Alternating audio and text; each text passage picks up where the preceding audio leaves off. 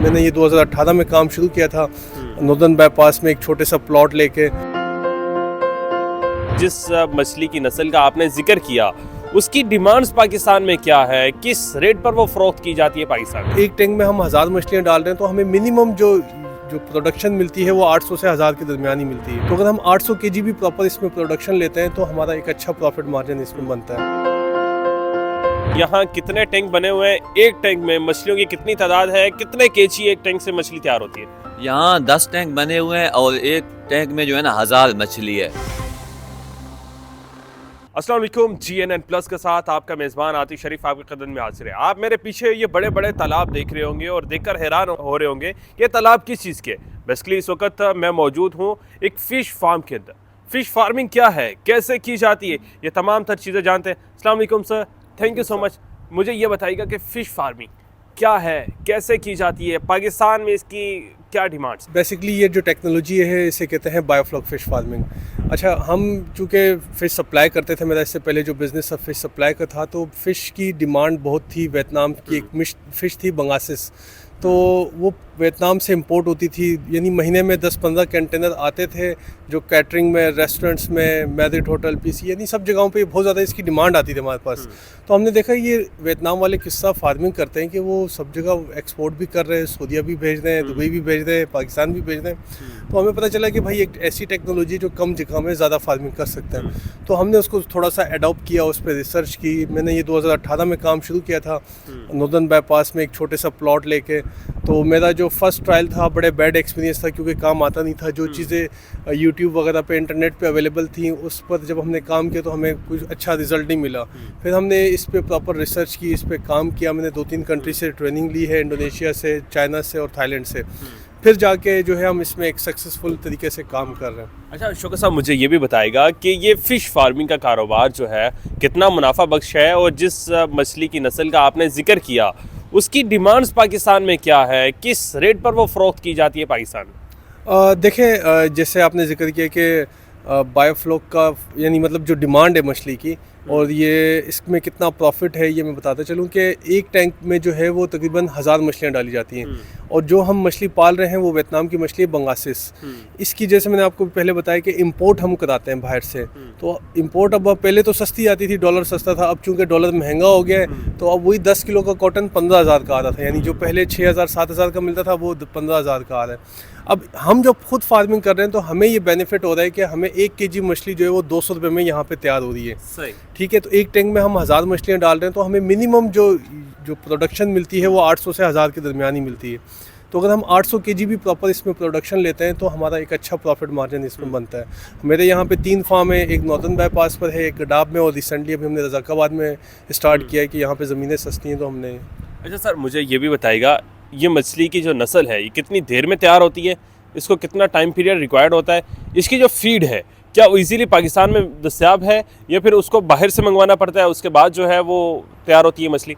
नहीं, लोकली हर चीज़ इसकी यहाँ पे अवेलेबल है। इसका सीड, इसकी फीड और जो इसमें हम प्रोबायोटिक्स वगैरह बनाते हैं वो लोकली हम खुद ही बना लेते हैं। जो अगर हम बाहर से मंगवाएं तो पाकिस्तानी 17,000 रुपये का एक छोटा सा प्रोबायोटिक मिलता है। तो हम वो खुद ही अपनी प्रोडक्शन खुद बना रहे हैं, हर चीज़ खुद कर रहे हैं। तो जिसकी वजह से हमें एक बड़े चीप रेट में मछली हमारी एक अच्छी तैयार हो जाती है।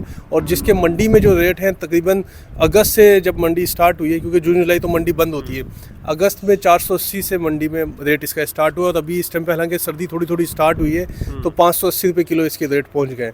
तो मिनिमम हमें पर केजी जो प्रॉफिट मिलता है पर केजी वो 300 से 350 के दरमियान हमें मिलता है। बिल्कुल जी, जिस तरह अभी सर्दियां आ रही हैं तो मछली की मांग में भी इजाफा होता है और ये जो मछली है इसको लोग बड़े शौक से खाते हैं। मैं यहाँ पर जो इन मछलियों के जो केयर टेकर है, जो इनकी केयर करते हैं, जो यहाँ पर इनकी जो देखभाल और इनकी खुराक के हवाले से बात कर रहे होते हैं, मैं उनसे भी बात करूँगा, उनसे भी जानूँगा कि वो किस तरह से जो है मछलियों को तैयार करते हैं, कितना वक्त दरकार होता है। अस्सलाम वालेकुम, मुझे ये बताइएगा कि ये मछली की जो नस्ल है इसकी खुराक का क्या टाइम ड्यूरेशन होता है, कितने टाइम बाद खुराक देनी होती है, और जिस तरह सर्दियां हैं तो क्या ये सर्दियों में भी जो है सर्वाइव कर लेती है? इसके अलावा ये भी बताइएगा कि इसको जो है ठंडा और गर्म पानी, इसका भी कोई सिस्टम होता है? बिल्कुल, इसका टेम्परेचर जो है ना बिल्कुल डेली हम चेक करते हैं। सही कम से कम 28 टेम्परेचर पे जो है ना मछली फीड खाती है। अगर इससे नीचे जाता है, 22 पे जाता है 23 पे जाता है या 20 पे जाता है तो मछली जो है ना फीड छोड़ देती है। बाकी फीड हम इसको 3 टाइम डालते हैं, सुबह, दोपहर, शाम में। तो ये फीड इसकी मिल जाती है, सिंध एक्वा फीड से भी मिल जाती है, पंजाब से भी आती है, तो फीड का कोई वो मसला नहीं है। तो बाकी ये है कि फीड हम 3 टाइम डालते हैं इसको, और अच्छी सर्वाइव कर रही है।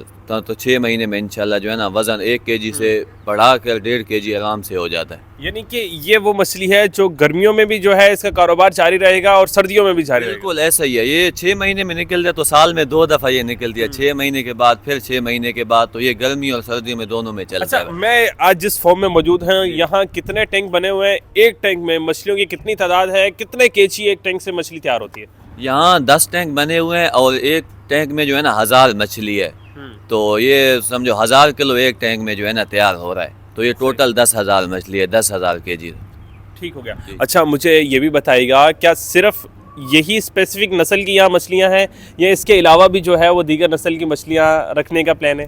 नहीं, इंशाल्लाह अभी 7 वाला प्लॉट शुरू किया हुआ है, तो जो है ना रखने का प्लान है। जैसे तिलापिया हो गया, उसके बाद झींगा वगैरह हो गया। अभी तो फिलहाल बंगासेस पे काम कर रहे हैं भाई। अच्छा, व्यूवर्स जो इस वक्त देख रहे हैं जी, जी। उनको क्या कहेंगे कि कितना मुनाफा बख्श कारोबार है और इससे क्या क्या फ़ायदा हासिल हो सकता है? क्या इस मछली को यहाँ अगर बड़ी तादाद में जो है अगर हम इसकी फार्मिंग करें तो पाकिस्तान से बाहर भी जो है फ़रोख्त की जा सकती है? बाहर भी इसकी मांग है? बिल्कुल, बाहर जो है ना इसकी बहुत ज़्यादा मांग है। दुबई हो गया, जैसे सऊदीया हो गया, तो अभी हमें कोई ख़ास ऐसे वो नहीं मिल रहा है जो हुकूमत की तरफ से कि इसको हम बाहर जो है ना भेजें। तो अभी फ़िलहाल पाकिस्तान में जो है ना इसका काम शुरू कर रहे हैं, और अल्हम्दुलिल्लाह भाई ने जैसे बताया था कि अच्छा प्रॉफिट है, 200 रुपये पर पीस तैयार हो जाता है। तो आप उस हिसाब से देख लो तो 50 + 50 है इंशाल्लाह। अच्छा, मैं देख रहा हूँ बड़े स्पेशल ये जो टैंक है वो बनाए हुए हैं, तो किस तरह ये तैयार किए हुए हैं और किस तरह से इनको फीड और खुराक दी जाती है? देखें, ये आपके सामने बायोफ्लॉक नज़र आ रहे हैं। इसमें एक जाल लगता है लोहे का, बाकी फाइबर वगैरह, शीटें वगैरह लगती हैं। तो मजबूत काम है, 15-20 साल से गारंटी है, कहीं भी नहीं जाता। एक टैंक कम से कम 2,50,000 60-70 हज़ार रुपये का लग जाता है। तो अच्छा कारोबार है, लगाएं इंशाल्लाह, बेफिक्र होगे। बिल्कुल जी।